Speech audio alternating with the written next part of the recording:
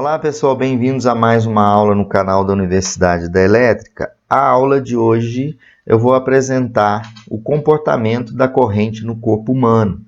Eu vou definir e mostrar para vocês qual é o valor da impedância do corpo humano.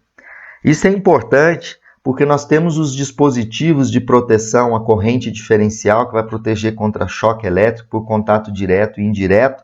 Então essa aula mostra quais os níveis de impedância que o nosso corpo humano apresenta e quais os níveis de corrente e o seu comportamento no corpo humano. Então, prestem bastante atenção nessa aula na sequência. Então, é muito importante para você que trabalha com eletricidade, engenheiro eletricista, engenheiro civil, arquiteto, é importante a gente entender a impedância do corpo humano. A impedância, todo mundo sabe que é a oposição à passagem de corrente. E nas instalações elétricas, nós temos riscos de choques elétricos, Pode ser um choque provocado por um acidente, O cara está trabalhando, não desenergizou de forma adequada e toma um choque. Então é importante a gente entender a impedância do corpo humano, saber os limites da corrente elétrica no corpo sem provocar a morte. A intensidade da corrente resultante no corpo, no nosso corpo, ela depende, gente, basicamente da diferença de potencial que é aplicada. Por exemplo, que diferença de potencial seria essa? O choque que você está tomando. E depende também da impedância apresentada pela parte do corpo com a qual aquela corrente vai percorrer pelo corpo. Então, dependemos da impedância do corpo naquele momento que você está tomando choque naquela parte do corpo. E depende também do potencial, da tensão que é aplicada no corpo por algum acidente.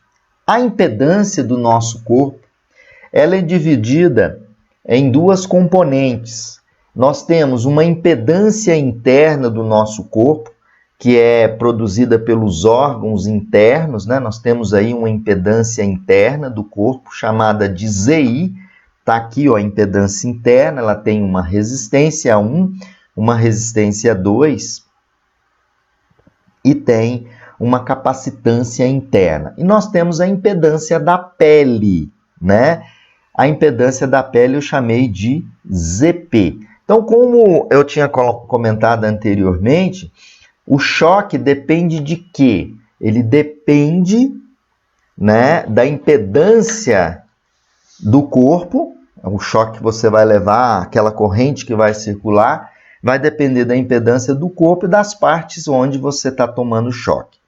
Em resumo, a impedância do corpo humano ela é dividida em duas partes. A impedância da pele tem uma resistência e uma capacitância, e a impedância interna dos órgãos.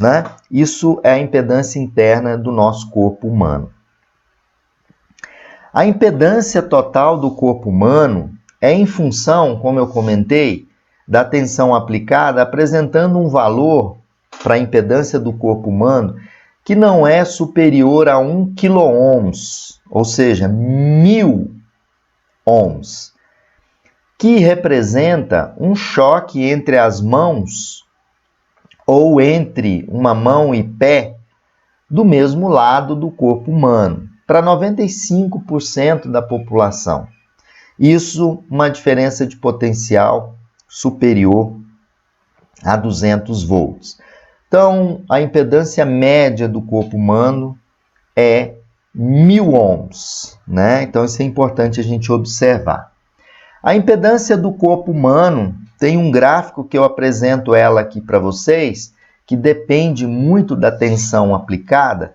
Então, o choque entre mãos ou entre uma mão e pé do mesmo lado. Outros percursos de corrente correspondem a outros valores de impedância total. Então, vai depender do ponto que você toma o choque, Então, aqui a gente tem impedâncias do corpo E aqui é em função de quê? Da tensão aplicada, a impedância variando de 500 a 6.000 ohms. E aqui a tensão aplicada. Por exemplo, 200 volts, a gente vê aqui, olha, quanto que vale a impedância do corpo. À medida que a tensão tem aumentado, vocês estão observando aqui aumentando a tensão, a impedância ela vai caindo. Ou seja, o risco de morte para choque elétrico em corrente alternada é muito elevado. Aqui nós temos o comportamento, eu gosto muito de mostrar isso aqui e frisar o comportamento da corrente, né? É o comportamento da corrente no corpo humano. Então a gente tem a curva AC1, que é a zona AC1, que representa o A aqui, né? E ele vai até meio miliampere. É a zona onde a corrente que passa, ela é percebida em geral e sem nenhuma reação, até meio miliampere. Depois eu tenho a zona AC2, corrente superior a meio miliampere, até a curva B aqui, ó, até esse ponto B aqui. Nesse caso, nessa zona AC2, perdão, né, a corrente é percebida e já aparecem as contrações musculares involuntárias provocadas pelo choque, porém sem efeitos fisiológicos nocivos. Já a zona AC3 acima da curva B, ó, essa zona aqui AC3 acima da curva B, já corrente nesses valores aqui já provocam contrações musculares de grande intensidade e disfunções reversíveis do coração sendo intensificadas com o aumento da magnitude da corrente.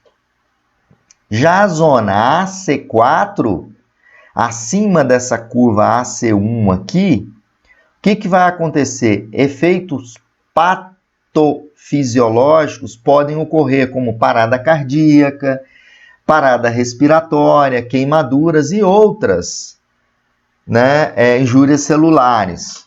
Então, pessoal, o que a gente observa nessa zona, AC1, AC2, AC3? Que o dispositivo, a corrente diferencial, que a gente fala muito no canal da Universidade da Elétrica, a corrente, a sensibilidade dele é 30 miliampere.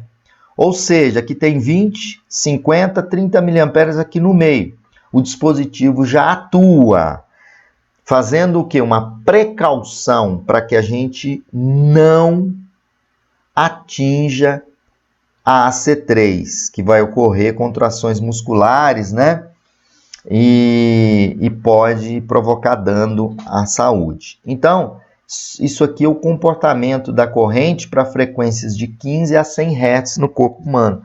Então, o nosso DR, ele vem com uma corrente, uma sensibilidade, que é o disjuntor a corrente diferencial, ele tem uma sensibilidade 30 miliampere, né? E aqui a gente tem o tempo da passagem da corrente, né? A duração da passagem da corrente também influencia no caso de tomar um choque. A pessoa está tomando um choque. Quanto mais tempo que a corrente está circulando no corpo, maior é o risco de óbito. Tá, pessoal? Então, essas informações são importantes para que vocês tenham muito cuidado com as instalações elétricas. Fiquem sempre ligados no canal da Universidade da Elétrica.